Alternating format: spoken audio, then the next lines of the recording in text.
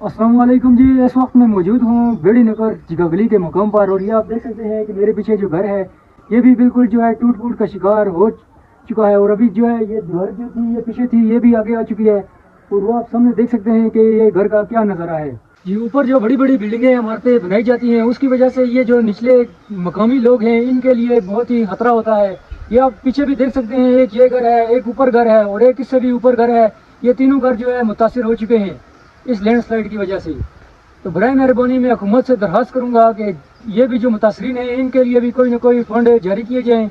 इनको, ये भी गरीब घर हैं जिन्होंने बड़ी मेहनत से बड़ी लगन से अपने घर बनाए, और आज ये आशियाने जो है बिल्कुल जो है गिरने पर आ रहे हैं। आहिस्ता आहिस्ता जो लैंडस्लाइडिंग है वो चलती जा रही है और इनके जो घर दरारें हैं वो पड़ती जा रही है। बिल्कुल जो है तबाह बर्बाद हो चुका है। ये कुछ अर्सा पहले इधर से तबाह हुआ। ये आप देख सकते हैं मेरे पीछे के ये दीवारों के क्या हालात हो चुके हैं। ऊपर मैंने आपको हालात दिखाए वो भी खराब हो चुके हैं। ये जो घर हैं वो आहिस्ता आहिस्ता जो है आगे की तरफ जा रहे हैं। जो आप देख सकते हैं ये तीसरा घर है जो कि लैंडस्लाइडिंग की वजह से मुतासर हो रहा है। हुकूमत से ये गुजारिश करूंगा कि जो इमदादी फंड जारी कर रहे हैं उनमें इनका भी कुछ मदद की जाए।